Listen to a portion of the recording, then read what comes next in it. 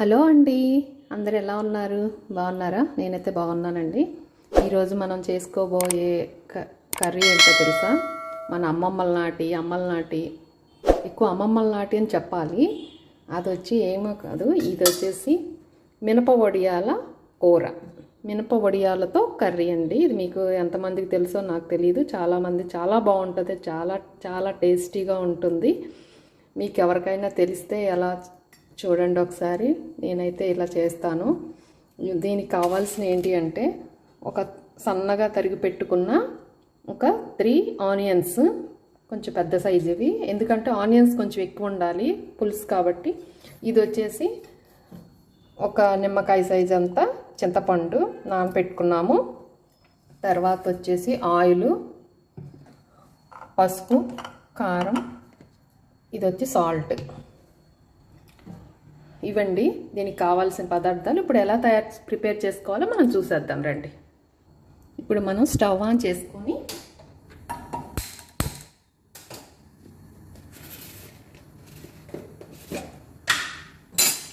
Oil వేసుకుందాం. ఇందులో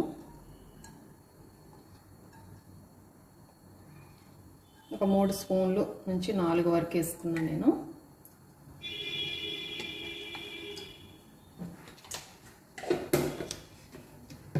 బాగా హీట్ ఎక్కాలి ఆయిల్. ఇప్పుడు ఆయిల్ హీట్ ఎక్కిందండి. ఇప్పుడు ఏం చేస్తామంటే, ఇవి ఉన్నాయి కదా మినప వడియాలు, ఈ మినప వడియాల్ని మనం ఇందులో వేసుకొని ఫ్రై చేసుకుంటాము. ఫస్ట్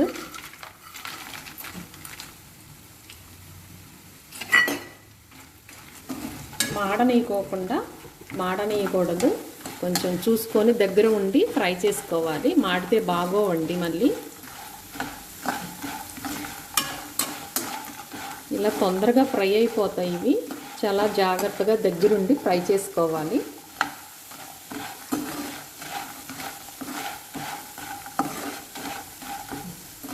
ఏమీ కూర లేనప్పుడు, కూరగాయలు ఇంట్లో లేనప్పుడు ఇది ఒక మంచి అవకాశం అండి. కూరగాయలు ఏం లేవు అనుకున్నప్పుడు ఎలాగో వడియాలు మన ఇళ్ళల్లో ఉంటాయి కదా, వాటిని మనం ఎలా కర్రీ చేసుకోవాలనేది ఇప్పుడు. కానీ వెనక మాత్రం అమ్మ వాళ్ళని ఎక్కువ వండుకునేవాళ్ళండి. ఆ రోజుల్లో అమ్మమ్మ వాళ్ళు బాగా తినేవాళ్ళు అంటే ఇలాంటి కర్రీస్ వండుకొని. చాలా బాగుంటుంది కర్రీ. నాకైతే చాలా ఇష్టం ఇది. మీలో కూడా ఎంతోమందికి ఇష్టం ఉంటుంది, తెలిసే ఉంటుంది. ఎవరెవరికి ఇష్టమో ఒకసారి కామెంట్ రూపంలో కామెంట్ చేయండి. ఇదిగోండి, మంచిగా అలా ఫ్రై అయ్యాయి కదా.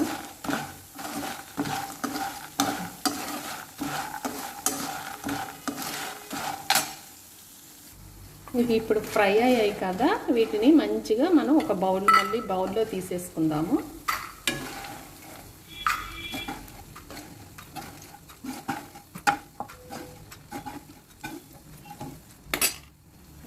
ఇలా చక్కగా వేగాయి కదా, వేగిని ఇలా బౌల్లో తీసేసుకున్నాము. ఇప్పుడు మనం ఏం చేస్తామంటే, ఈ తరిగి పెట్టుకున్న ఆనియన్స్, పచ్చిమిర్చి ఉన్నాయి కదా, వీటిని కూడా ఫ్రై చేస్తాం.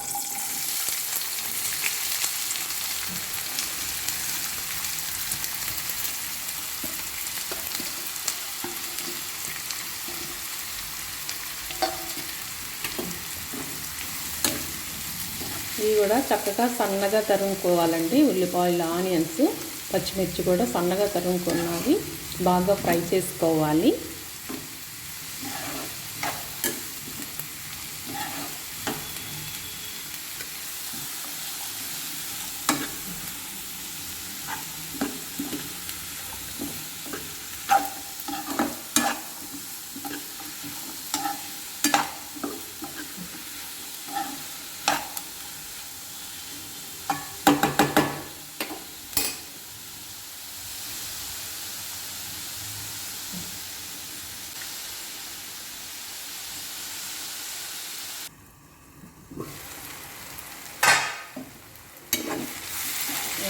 బాగా ఏగాలన్నమాట.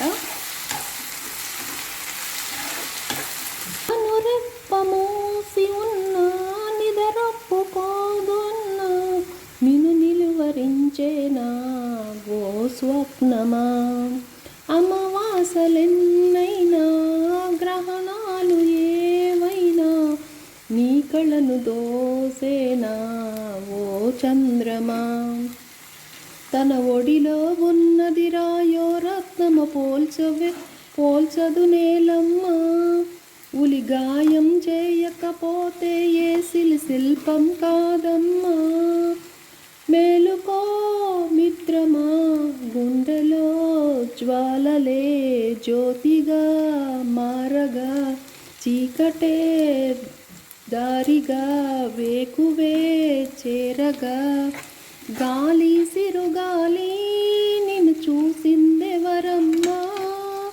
వెళ్ళే నీ దారి అది ఎవరికి తెలుసమ్మా.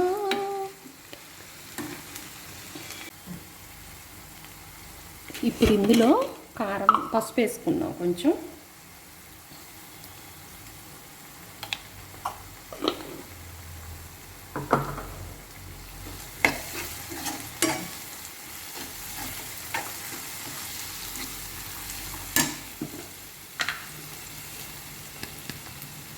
ఉప్పు, సాల్ట్ కొంచెం.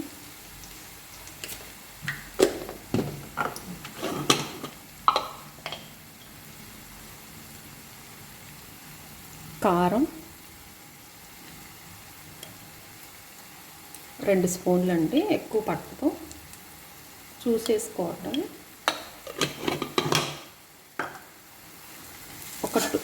ఒక 1 మినిట్ ఇలా కద్దాము, ఉంచుదాము ఇట్లా కొంచెం సేపు.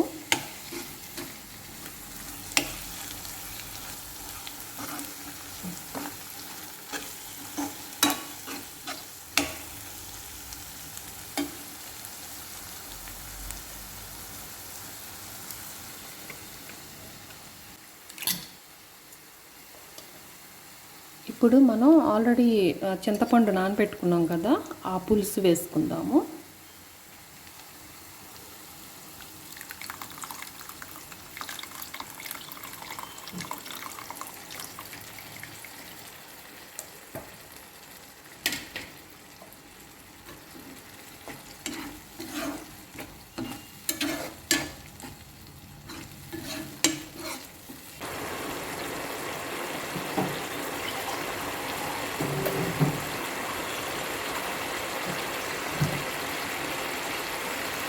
కొంచెం వాటర్ అన్నమాట, ఎందుకంటే పులుసు కొంచెం ఉండాలి కాబట్టి కొంచెం వాటర్ కూడా వేస్తున్నాం, పులుసే కాకుండా.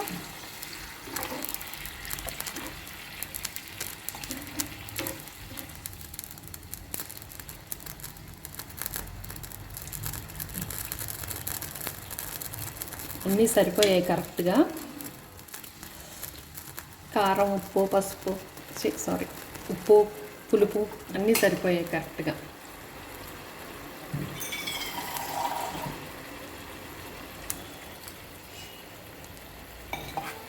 ఇప్పుడు ఈ వడియాలు ఉన్నాయి కదా, వీటిని కూడా ఇందులో వేసేసుకుందాము. ఆల్రెడీ ఏపి పెట్టుకున్నాం కదా వడియాలు, వీటిని కొంతసేపు ఉడకనియాలి. ఇందులో మూత పెట్టేద్దాం.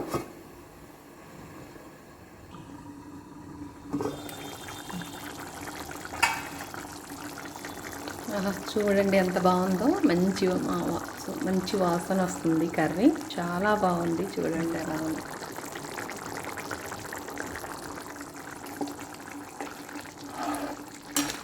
ఆ రోజుల్లో భలే వండుకునేవాళ్ళు అండి ఇలాంటి కూరలు.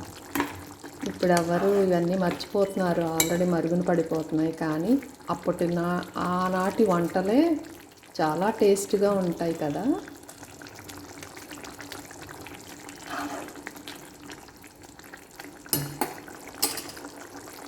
కొంచెం దగ్గర అయ్యే వరకు మనం దీన్ని ఉంచుకోవాలి, ఇలాగే కొంచెం దగ్గరగా అవ్వాలన్నమాట. పులుసుకు చిక్క పడాలి, అప్పటి వరకు కొంచెం మనం ఇలాగా ఉంచి మూత పెట్టేద్దాం మళ్ళీ.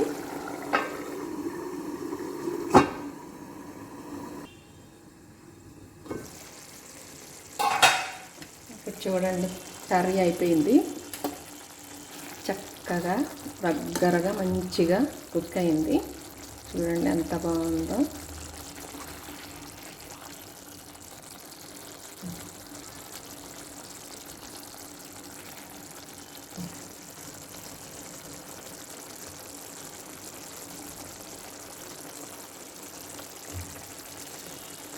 ఇప్పుడు ఇందులో ఫైనల్గా మనం కడిగి తరుముకొని పెట్టుకున్న కొత్తిమీర వేసేసుకుందాం.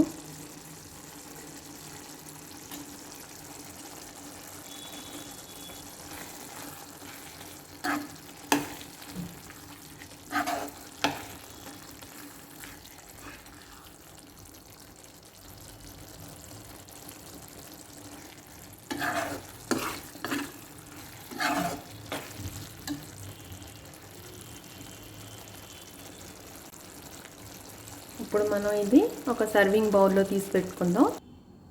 ఇదిగోండి, ఇప్పుడు మనం ఈ సర్వింగ్ బౌల్లో వేసేసుకున్నాం కర్రీ మొత్తం.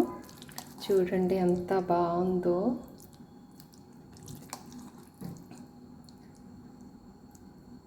చూసారా? చూస్తుంటే నోరూరిపోతుంది కదా. ఈ కర్రీ మీకు నచ్చిందా? నచ్చితే లైక్ చేయండి, షేర్ చేయండి, సబ్స్క్రైబ్ చేయండి. మీ ఫ్రెండ్స్ అండ్ ఫ్యామిలీ మెంబర్స్కి షేర్ చేయండి.